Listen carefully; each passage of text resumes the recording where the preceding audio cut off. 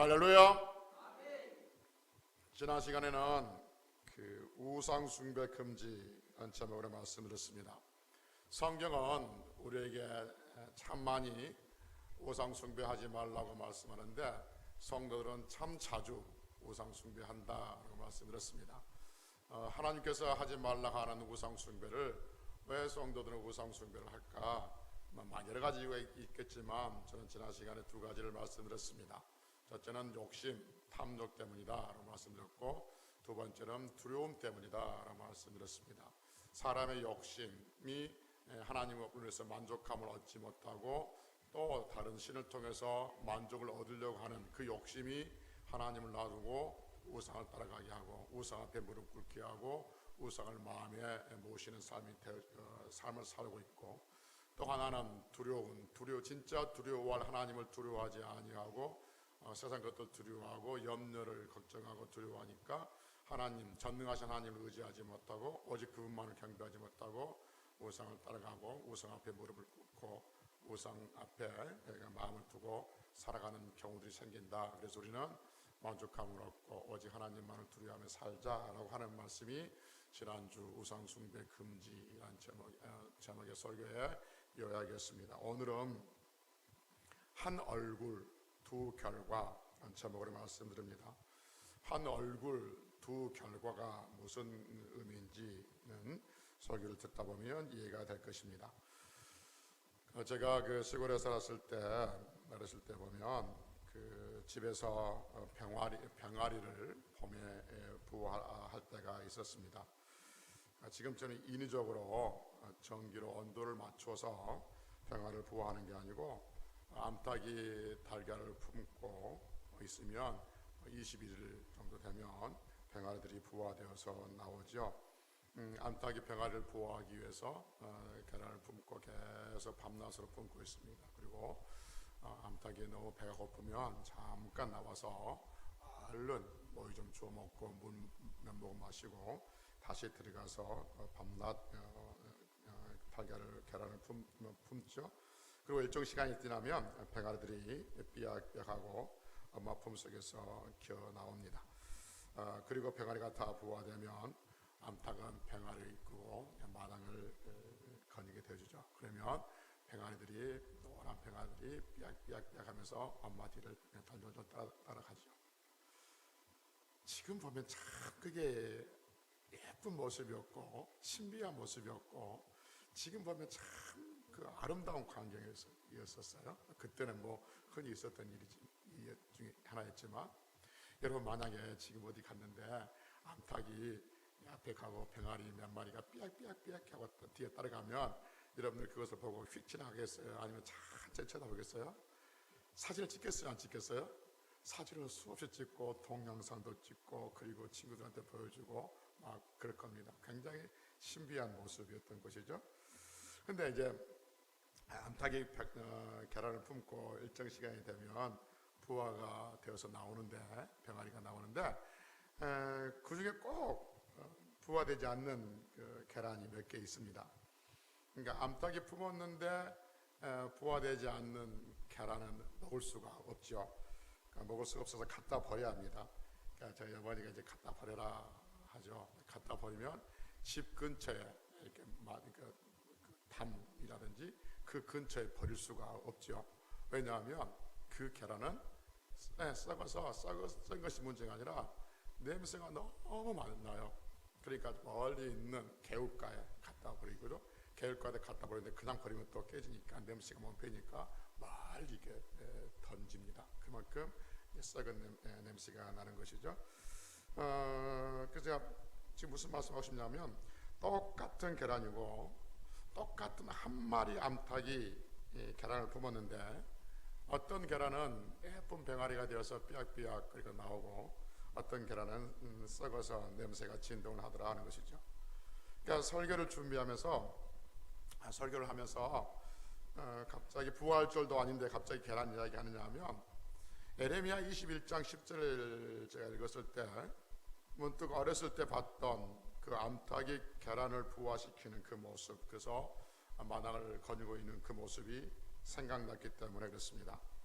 에레미야 21장 10절 우리가 읽은 본문에서 조금 전에 우리가 들려준 말씀이 뭐냐면, 제가 다시 한번 읽어보면, 여호와의 말씀이니라 내가 나의 얼굴을 이 성읍으로 향함은 복을 내리기 위함이 아니요 화를 내리기 위함이라. 이 성읍이 바벨론 왕의 손에 넘김이 될 것이요 그는 그것을 불살리리라 라고 말씀합니다. 이 성읍은 예루살렘 성읍을 이야기하고 이스라엘 백성들을 말하고 있는 거죠. 그래서 하나님께서는 이스라엘 백성들에게 얼굴을 향하여 드신다라고 말씀합니다. 여러분 다시 봅시다. 21장 10절 봐요. 다시 보면, 여호와의 말씀이니라 내가 나의 얼굴을 이 성읍으로 향함은, 여기까지만, 여러분 여기까지만 딱 잘라서 봅시다.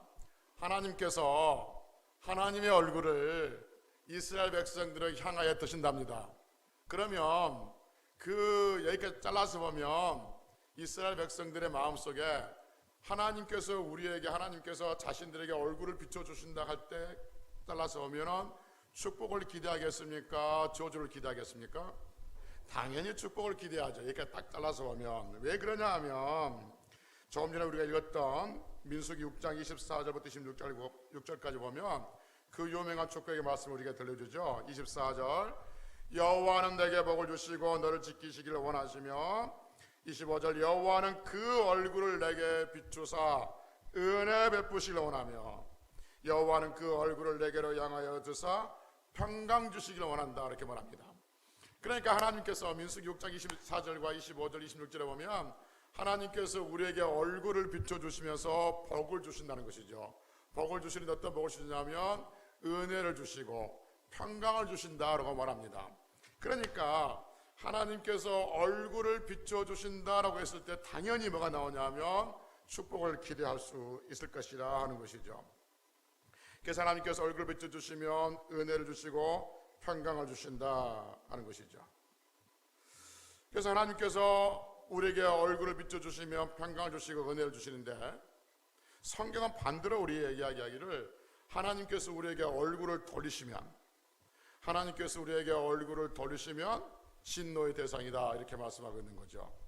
그래서 이스라엘 백성들의 기도 제목 중에 하나가 뭐냐 하면, 하나님의 얼굴을 우리에게 돌리지 마시고 하나님의 얼굴을 우리에게 비춰주시옵소서. 이것이 그들의 기도 제목이었어요. 그래서 역대하 6장 24절에 보면 솔로몬이 성전을 다 건축해 놓고 봉헌하면서 기도했던 기도가 뭐냐면, 하나님 여호와 하나님이여 주의 기름 부음 받은 자에게 얼굴을 돌리지 마옵시고, 이렇게 말합니다. 그러니까 하나님 우리에게 얼굴을 돌리지 마시고 주의 얼굴을 우리에게 비춰주세요, 주의 얼굴을 우리에게 향하여 주세요 라고 기도하고 있는 것이죠. 그래서 조금 전에 얘기했던 것처럼 하나님께서 그들에게 얼굴을 비춰주시고 얼굴을 향하여 드사 그들에게 향하신 것은 축복이지만 얼굴을 돌리시는 것은 저주예요. 그런데 에레미야 21장 10절 보니까 하나님께서 그들에게 얼굴을 비춰주신대요. 그들을 얼굴을 향하여 드신대요. 그래놓고 그 다음에 말이 뭐냐 하면 복을 주기 위함이 아니라 화를 주기 위함이다 라고 말씀하고 있습니다. 아니, 분명히 하나님께서 얼굴을 비춰주신 것은 민수기 6장 24절 25절 26절에 보면 하나님께서 얼굴을 그들에게 비춰주시는 것은 복인데, 은혜이고 평강인데, 에레미야 21장 10절에서는 내가 너에게 얼굴을 비추는 것은 복을 주기 위함이 아니고 화를 주기 위함이다 라고 말씀하고 있습니다. 에레미야 44장 11절도 마찬가지예요. 에레미야 44장 11절도 마찬가지, 보라 내가 얼굴을 너에게 향하여 환난을 내리고, 이렇게 말합니다. 얼굴을 내가 너에게 향하여 환난을 내리겠다라고 말하죠. 그래서 제가 성경 읽다가 이 부분 읽다가 한 얼굴에 두 결과가 있구나 라는 생각을 했던 거죠. 분명히 하나님은 한 얼굴이십니다. 한 얼굴을 비춰주시는데 결과는 두 개로 나눠져요. 한 얼굴을 비춰주시는데 하나는 평강이고 하나는 화가 됩니다. 한 얼굴을 비춰주시는데 하나는 은혜가 되고 하나는 환난이 된다 하는 것이죠. 그러면서 떠올랐던 그림이 뭐냐면 암탉이 계란을 품고 있는 그림이었던 거죠. 한 암탉이 똑같은 계란을 품었는데 어떤 계란은 병아리가 부화가 돼서 예쁘게 나오고 어떤 계란을 썩더라는 거죠. 하나님의 한 얼굴, 하나님의 한 얼굴로 성도를 품었는데 어떤 성도는 하나님의 은혜를 입고 하나님의 평강을 누리고 어떤 성도는 하나님의 징계를 받고 화를 당하고 환난을 당하더라 하는 것이죠. 한 얼굴의 두 결과가 나오더라는 것이죠. 여러분, 하나님께서 평강을 주실 자에게는 평강의 얼굴로 비추시고 복을 주실 자에게, 그러니까 화를 당할 자에게 화난 얼굴로 비춰주신 건 아니에요. 한 얼굴이 똑같은 얼굴이에요. 똑같은 얼굴이신데 그 결과가 달라지더라. 지금 이 말씀을 드리고 있는 거죠. 여러분, 그 예수님도 마찬가지예요. 예수님은 우리의 심판주도 되시지만 구원자도 되시는 것이죠. 우리의 구원자도 되시고 심판주도 되십니다. 그러니까 심판하신 예수님이 따로 계시고 구원하신 예수님이 따로 계신 것이 아니라 한 예수님이 구원자와 심판주가 되시듯이 하나님의 한 얼굴 안에서 화를 당한 자와 평강을 입은 자가 달라지더라 하는 것이죠. 그러면 하나님의 한 얼굴에서, 분명히 하나님의 얼굴은 하나인데, 하나님의 얼굴은 하나인데 그 얼굴 안에서 어떤 사람은 은혜이고 평강이고 어떤 사람은 화가 되고 환난이 될까 라고 했을 때 많은 이유가 있겠지만 하나만 잡은다면 순종입니다. 순종. 즉 순종하는 자에게, 말씀에 순종하는 자에게 하나님 앞에서 은혜와 평강을 입고 순종하지 않고 불순종하는 자에게는 화가 된다 하는 것이죠. 여러분, 사람들이 하나님 앞에 순종하고 사는 것이 어려운 일일까요? 쉬운 일일까요? 무엇에 근거해서 여러분들이 하나님 앞에 순종하며 사는 것이 어려운 일이라고 생각하십니까? 무엇에 근거해서 그렇습니까? 성경의 역사를 보면 그러죠. 아담 이후로 성경의 역사예요. 여러분, 성경의 역사는 사람들이 하나님 앞에 순종했다는 이야기예요? 불순종했다는 이야기예요? 불순종했다는 이야기예요. 그럼에도 불구하고 하나님은 그들을 사랑했다는 이야기가 성경 이야기입니다. 여러분, 성경은 하나님과 사람 사이에서 사람들이 하나님께 순종함으로써 하나님께서 그들을 구원했다는 이야기가 아니라 성경은 하나님과 사람 사이에 사람들이 하나님께 불순종했더라. 그럼에도 불구하고 하나님은 예수 그리스도를 죽이시고 우리를 불순종한 자를 구원하셨다는 이야기가 성경의 이야기입니다. 그래서 성경의 역사를 보면 아담의 후손들은 불순종의 역사예요. 계속해서 불순종의 역사예요. 그럼 여러분과 저도 아담의 후손들이에요. 아담의 후손들은 그때 그 시대 사람이나 지금 이 시대의 사람이나 하나님 앞에 모든 사람들은 불순종의 속성이 더 강하고 불순종을 더 이렇게 친근해하면서 불순종하는 경향들이 더 많이 있는 것이죠. 그래서 사람은 하나님 앞에 순종하기보다는 불순종하는 경향들이 강하고 불순종하려는 힘이 더 강합니다. 그래서 순종하기가 어렵다 하는 것이죠.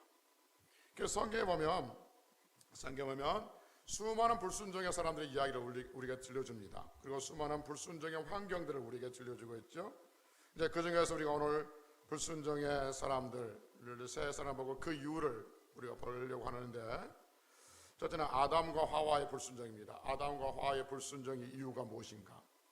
그 다음에 사울 왕의 불순종의 이유가 무엇인가? 그 다음에 요나의 불순종의 이유가 무엇인가를 보려고 합니다. 아담과 하와의 불순종의 이유는 교만이었고요. 사울 왕의 불순종의 이유는 두려움이었고요. 요나의 불순종의 이유는 자기의로움 때문에 불순종하게 되는 것이죠. 여러분, 하와는 하나님께서 금하신 선악과를 먹습니다. 선악과를 먹는 이유 중에 하나가 뭐냐면 그 선악과를 먹으면 뭐가 같이 돼요? 하나님같이 돼요. 하나님같이 된다는 게 뭐예요? 하나님같이 된다는 것이 뭐가 하나님같이 된다는 거예요? 지혜. 그렇죠? 무슨 지혜예요? 선과 악을 구별할 수 있는 지혜예요. 그러니까 여러분, 선하다 악하다를 구별할 수 있는 것은 누구만 해야 돼요? 하나님만 해야 되고 하나님만이 하실 수 있어요. 그런데 아담과 하와는 이 선악과를 먹으면 하나님같이 선과 악을 구별할 수 있는 지혜를 가질 수 있다고 생각하는 거예요. 그래서 선악과를 먹게 되어지는 것이죠. 그래서 하와의 불순종의 원인은 교만인 거죠. 그러면 여러분, 그 아담의 후예인 우리들, 그 아담의 후예인 성경의 사람들, 그리고 그 아담의 후예로 살아가는 여러분과 저는 그러한 마음들, 교만한 마음들, 하나님같이 되고 싶어라 하는 욕망이 우리에게 있을까요, 없을까요? 세대가 갈수록 하나님이 되고 싶은 욕망이 더 강렬해집니다. 그래요. 봅시다 여러분. 그러면 하나님과 같이 되고 싶어 하는 것이 뭐예요? 선과 악을 구별한 거예요. 그래서 자기 자신이 선과 악을 구별해. 이건 선하다, 이건 좋다, 이건 나쁘다, 이건 악하다. 이걸 누가 구별하냐? 내가 구별합니다. 내가. 그래서 내가 좋으면 다 좋은 겁니다. 내가 나쁘면 다 나쁜 거예요. 이게 뭐냐? 내가 하나님이라 그 말인 거죠. 내가 하나님이에요, 여러분. 아담의 후예가 가지고 있는 속성이라니까요. 그래서 여러분, 하나님께서 악하다 하는 것도 사람들은 괜찮아 라고 합니다. 하나님께서 동성애는 악한 거야, 이건 죄야 라고 했는데 사람들은 괜찮아 라고 말합니다. 하나님께 예배하지 않는 것은 죄야, 하나님께서 예배하는 것이 선이야 라고 말하는데 사람들은 하나님께 예배하고 하지 않는 것은 자유야 이렇게 말합니다. 그 기준을 내가 정해요. 내가. 성경이 정한 게 아니에요. 내가 정한다는 것은 그건 뭐냐면 내가 하나님이라 그 말인 것이죠. 이게 아담의 후예들이 가지고 있는 속성들인 것이죠. 그래서 하나님같이 되고 싶어하는 그 아담의 그 욕망들이 지금 이 시대에 앞으로 갈수록 더 강력하게 등장이 되어지고, 그래서 스스로가 하나님의 자리에 앉아서 판단하게 되어지고 있는 것이죠. 이것이 불순종의 원인이 된다는 것이죠. 여러분, 사탄은 어떻게든지 간에 하나님께 순종하지 못하게 합니다. 이런저런 사람들을 동원하고 이런저런 환경을 동원합니다. 시어머니를 동원하기도 하고 남편을 동원하기도 하고 자식들을 동원하기도 하고 친척들을 동원하기도 하고 성도가 하나님께 집중하는 것을 방해하는 것, 이거 불순종하게 하는 것, 이거 사탄이 하는 일입니다. 겉으로 보기는 우애인 것처럼 보이고 당연한 것처럼 보이고 그럴듯하게 보이지만 하나님 말씀에 거부되진 것, 하나님 말씀 되어지지 않는 것은 다 사탄이 유혹하고 있는 것이고 사탄의 흔들림 속에 넘어가고 있는 것이죠. 그래서 우리의 모든 생각들은 하나님 말씀 아래 있어야 될 줄로 믿습니다. 저도 자주 말씀드렸지만 여러분, 어떤 경우에도 하나님 말씀에 불순종하는 것을 핑계대지 말고 합리화시키지 말라고 말씀드렸습니다. 예를 들면 나는 그렇게 순종하고 싶었는데요, 남편 때문에. 나는 그렇게 하고 싶었는데요, 자식 때문에. 나는 그렇게 하고 싶었는데요, 손주들 때문에 라고 핑계하지 말라 그 말입니다. 왜 그 귀하고 소중한 사람들을 사탄의 방패막이로 내세우냐는 것이죠. 내가 그것 때문에 그렇게 하지 못했다 할지라도 우리가 하나님 앞에 기도하는 것은 하나님, 내가 믿음이 없어서 이 상황에서 하나님 말씀대로 지키지 못했고 하나님 말씀대로 살지 못했습니다. 주여, 내가 이런 환경을 이길 수 없으니 하나님께서 나를 붙들어 주시고 이길 수 있는 믿음을 더하여 주시고 나를 긍휼히 여겨 주시고 나를 불쌍히 여겨 주시고 하나님, 내가 믿음으로 살아갈 수 있는 힘을 더하여 주옵소서라고 자신의 연약함을 하나님 앞에 하려고 자신의 믿음 없음을 알아야지, 그것을 정당화시키고 합리화시켜서 나는 그렇게 하고 싶었는데 누구 때문에 무엇 때문에, 그래서 그 소중한 시간들, 소중한 환경들, 소중한 사람들을 사탄의 방패막으로 내세우지 말라 그 말인 것이죠. 사랑하는 성도 여러분, 사탄은 우리에게 하나님 말씀 앞에 불순종하게 만듭니다. 그리고 그 불순종하게 만드는 그 가정 중에 하나가 뭐냐면 교만하게 하시고, 그 교만하게 하는 그 마음이 불순종으로 끝나게 하고, 그리고 그 불순종에 하나님의 얼굴이 비춰지면 거기에 화가 되고 환난이 되는 것이죠.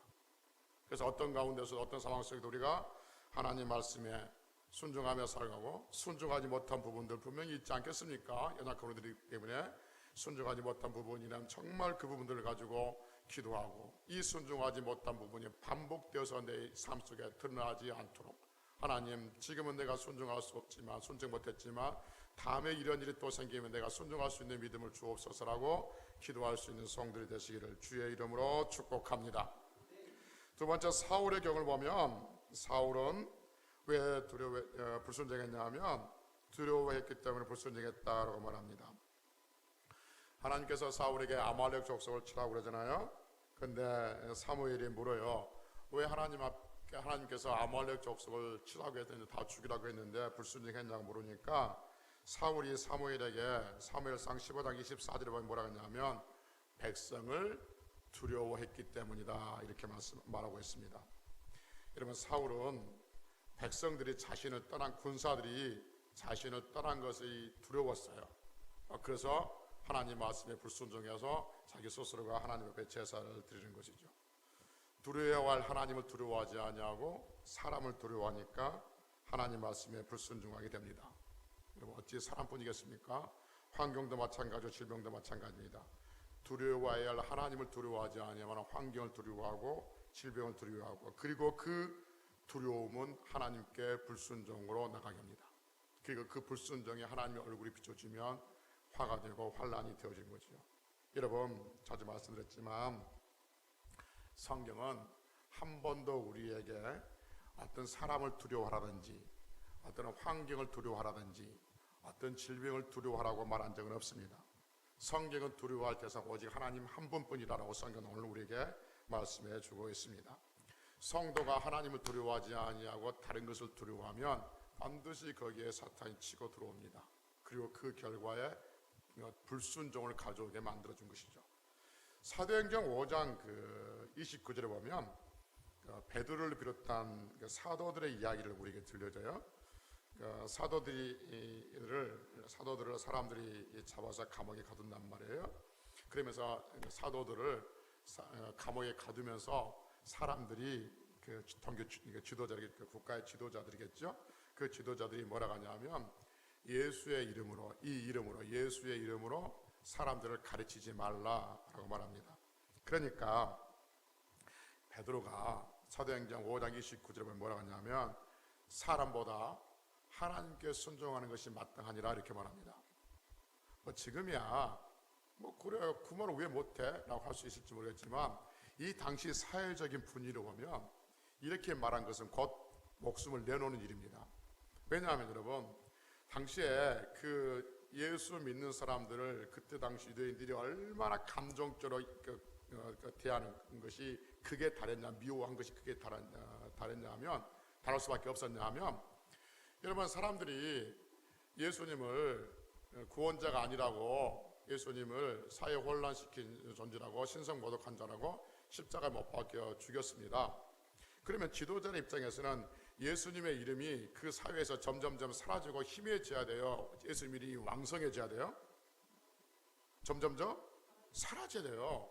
그런데 자신들이 죽여놓은 그 예수님의 이름이 갈수록 더 왕성해지는 거예요. 누구 때문에? 그 사도들, 그 제자들 때문에. 그러니 그들의 입장에서는 견딜 수가 없는 거예요, 이걸. 그래서 어떻게 합니까?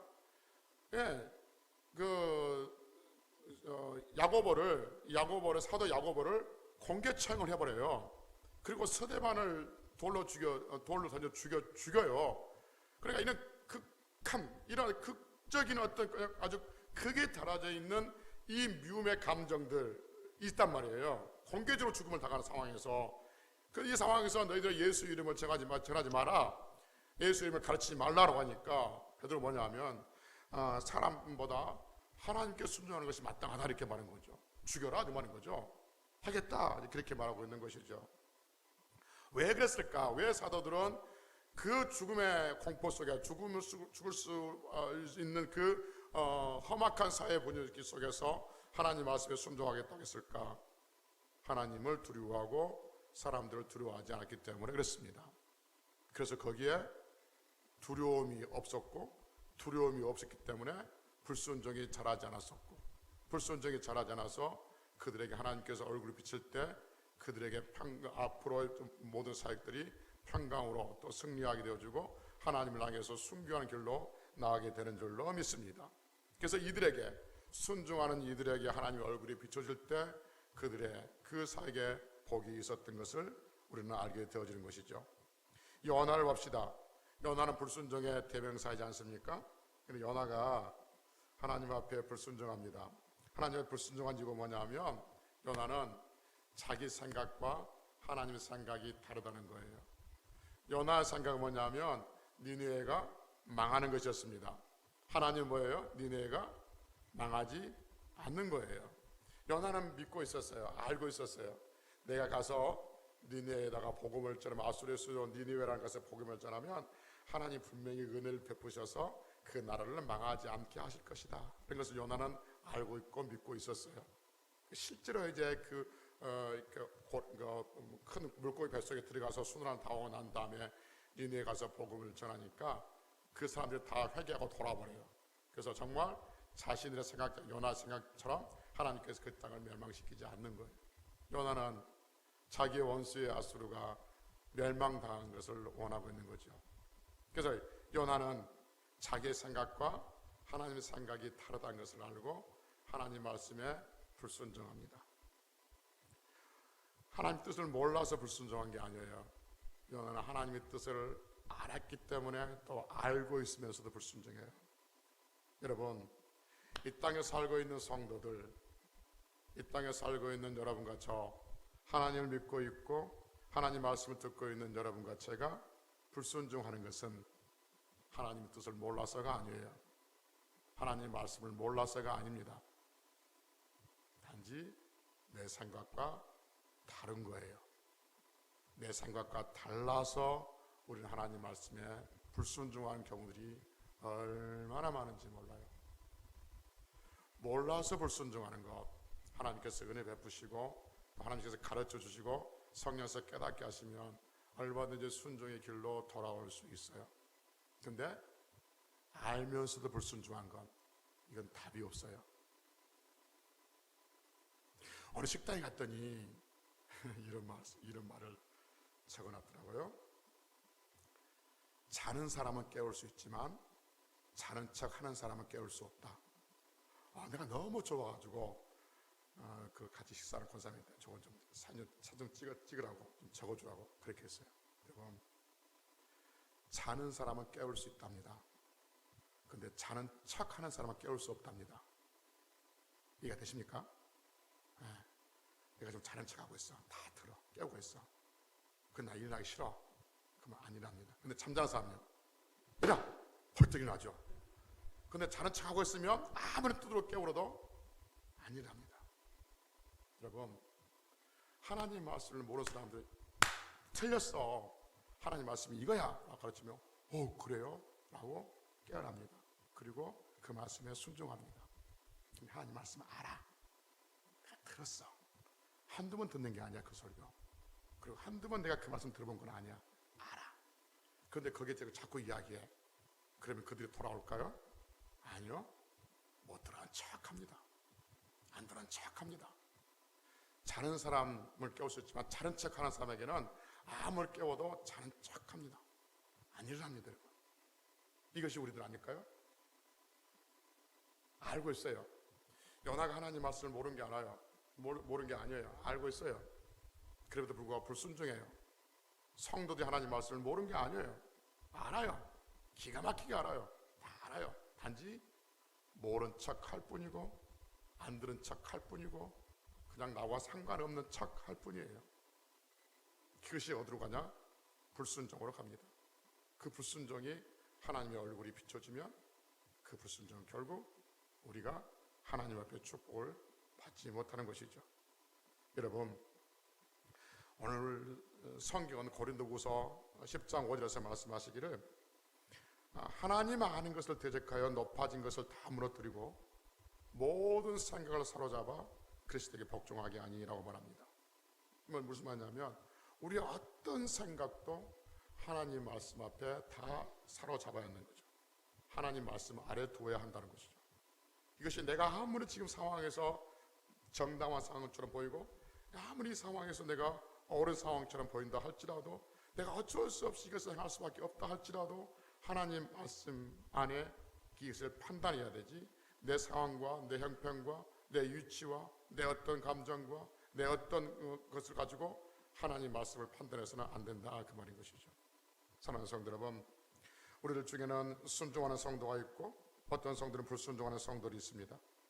화처럼 교만해서 불순종하는 성도가 있고, 사울처럼 무언가 두려워서, 그것이 내 인생에 두렵든지 앞날에 두렵든지 뭔가 두려워서 불순종하는 사람도 있고, 또 연하처럼 다 알지만 내 어떤 형편 때문에 불순종하는 사람들이 있는 것이죠.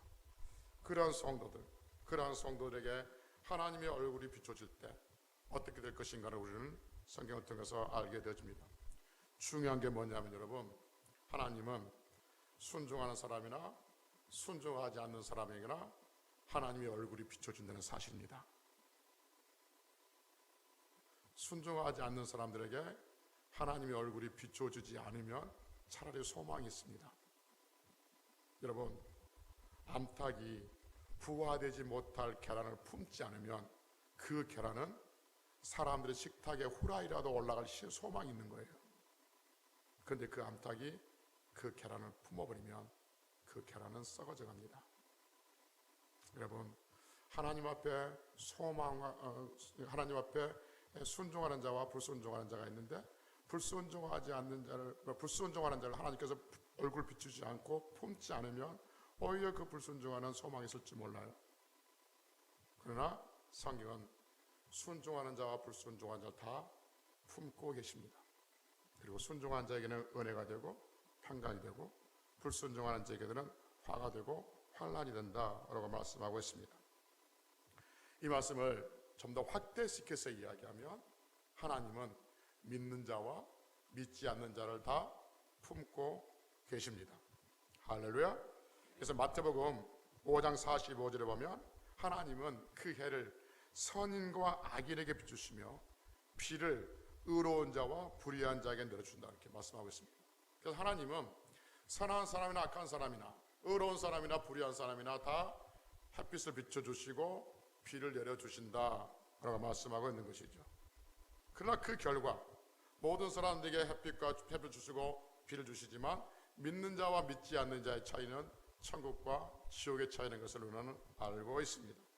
사랑하는 성도 여러분, 똑같은 햇빛을 비추고 있지만 살아있는 것은 그 햇빛으로 잘 자라고, 똑같은 햇빛을 비추고 있지만 죽은 자에게는 죽은 것에 대해서는 그 햇빛을 인해서 썩어갈 수밖에 없듯이, 순종하는 자에게 하나님 얼굴이 비춰줄 때 그 순종을 인해서 은혜가 되고 평강이 되지만, 순종하지 않는 자에게는 그 얼굴이 비춰질 때 화가 되고 환난이 된다고 성경은 우리에게 말씀해 주고 있습니다.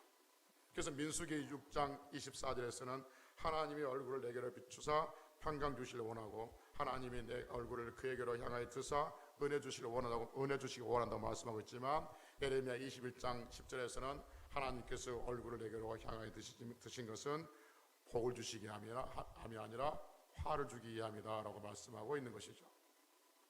사랑하는 성도 여러분, 말씀을 정리합시다.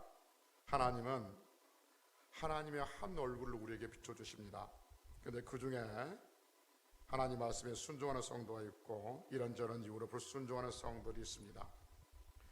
하나님 앞에서 얼굴이 비춰줄 때, 하나님 얼굴이 우리에게 비춰줄 때 순종하는 사람들은 복이 될 것이고, 불순종하는 사람들은 화가 된다는 것을 우리는 알고 있습니다.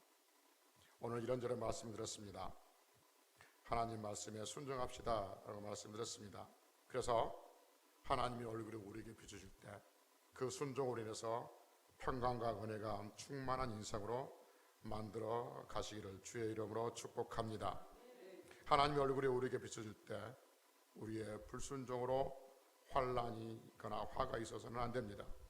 하나님의 얼굴이 우리에게 비춰질 때 우리가 그 얼굴을 무서워서 도망치고, 하나님의 얼굴이 우리에게 비춰질 때 우리가 얼굴을 돌리는 것이 아니라, 하나님의 얼굴이 우리에게 비춰질 때 우리의 영혼이 힘을 얻고 우리 육체가 그 얼굴의 빛으로 치유되고 회복됨으로 인해서 영육이 강건해지는, 그래서 하나님 앞에 순종의 사람으로 승리할 수 있는 성도들 되시기를 주의 이름으로 축복합니다. 축복합니다.